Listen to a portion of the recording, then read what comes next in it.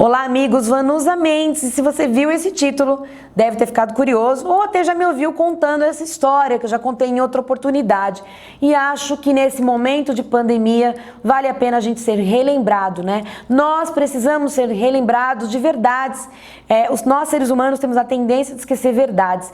E por isso mesmo, a pessoa mais importante que pisou nessa terra, Jesus Cristo, na minha opinião, ele contava parábolas que eram histórias com fundo moral, histórias que faziam as pessoas refletirem acerca de circunstâncias. Por isso, a parábola do cachorro-quente, se você procurar na internet, tem alguns que contam como parábola da laranja e traz aí uma reflexão pra gente, tá? Havia um senhor que tinha lá uma barraquinha de cachorro-quente numa cidade do interior e ele era muito conhecido, todo morador daquela cidade conhecia, e os da circunvizinhança vinham também comer o cachorro-quente dele. Por quê? Era uma salsicha da melhor qualidade, o pão fofinho que ele encomendava especificamente para aquele cachorro-quente, o molho de tomate era feito pela esposa dele, tinha lá um ketchup de primeira qualidade, não vou citar a marca, mas tem um que é muito bom, né?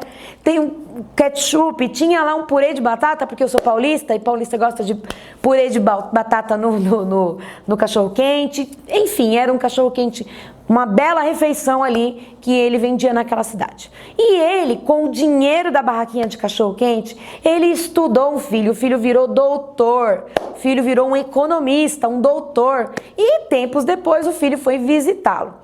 E a primeira coisa que o filho notou foi conversar com o pai, e o pai todo orgulhoso daquele filho, o filho falou pro pai: pai, eu vi que você está colocando propaganda no jornal, você está anunciando no jornal a barraquinha. O senhor não sabe que nós estamos em tempos de crise? O senhor é louco? E o pai pensou: meu Deus, eu estou gastando dinheiro com propaganda no jornal, né? Aquela notinha do jornal, é um absurdo isso, eu tenho que parar de gastar com isso, porque meu filho está me contando que meu país está em crise. Pois bem, ele parou de gastar e aquele dinheiro já sobrou, né? Olha que beleza. Então, o filho, visitando, estava lá passeando, foi lá comer um cachorro-quente na banca. Falou: pai, eu não acredito. Olha essa salsicha. Olha onde é que o senhor compra esse pão? Não, esse pão, meu filho, eu compro e mando fazer especialmente para o cachorro-quente. Pai, o país está em crise, o senhor tem que economizar. E o pai começou a refletir, falou: olha, meu filho tem razão, vou começar lá.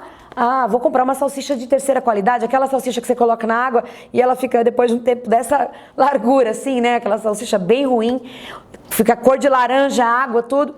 E também falou pra padaria: não vou mais encomendar o pão, porque o país está em crise. E o dono da padaria: meu Deus, o país está em crise? Eu também vou tomar providências aqui, vou parar vou começar a fazer um pão com material, uma farinha menos boa, vamos dizer assim. E também ele foi lá no revendedor da salsicha e falou: olha, eu quero uma salsicha mais barata, já falei até, né? E o cara da salsicha falou: meu Deus, mas por que você está pedindo uma salsicha? Todo mundo conhece. Não, a gente está em crise, o país está em crise. E aquele revendedor de salsicha falou: não, eu tenho que comprar uma salsicha mais barata, revender salsicha mais barata porque o país está em crise. E então ele falou para a esposa: não faz mais o purê, vamos vender só a salsicha e o pão, porque o país está em crise, nós precisamos economizar.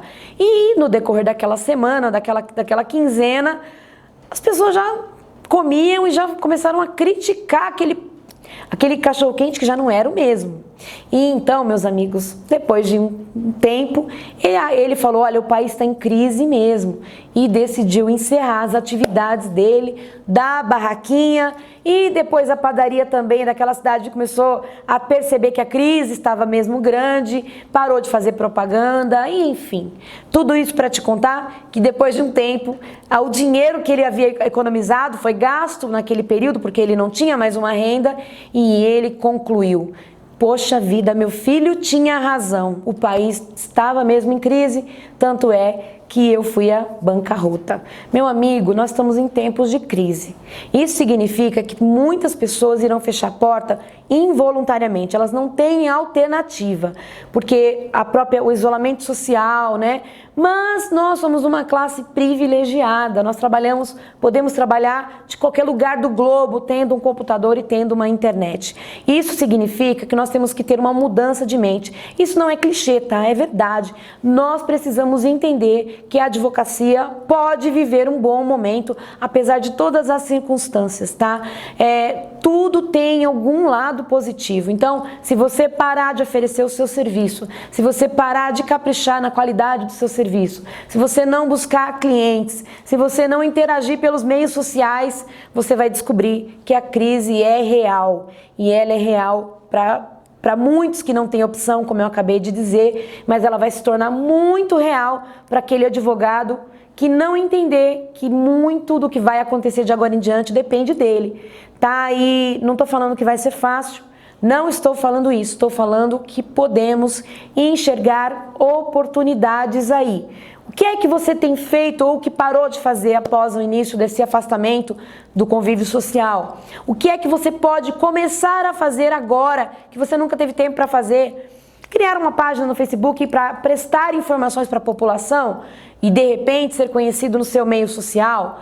Contar para as pessoas que você continua atendendo, contar pelo Instagram, contar pelo Facebook, contar as informações que aqueles projetos de lei que estão tramitando, aquelas medidas de urgência do governo que o cliente vai saber pelos meios de comunicação, às vezes de maneira distorcida, e você conhece o ponto de vista técnico e pode levar uma informação de qualidade que vai servir para esse segurado, para essa pessoa e vai tornar você aí alguém relevante. É só uma dica, tá? Para a gente refletir. Eu tenho pensado sobre isso, o que é que eu posso fazer de melhor e enxerguei algumas oportunidades, já estou implementando. Então, meu convite, vamos enxergar algo além da crise, porque a crise está instalada. Muitos não têm opção, mas a advocacia pode fazer algo. Um abraço para você, Deus te abençoe, a gente vai vencer isso, tá bom? Se você tiver outra dica, coloca aqui embaixo também.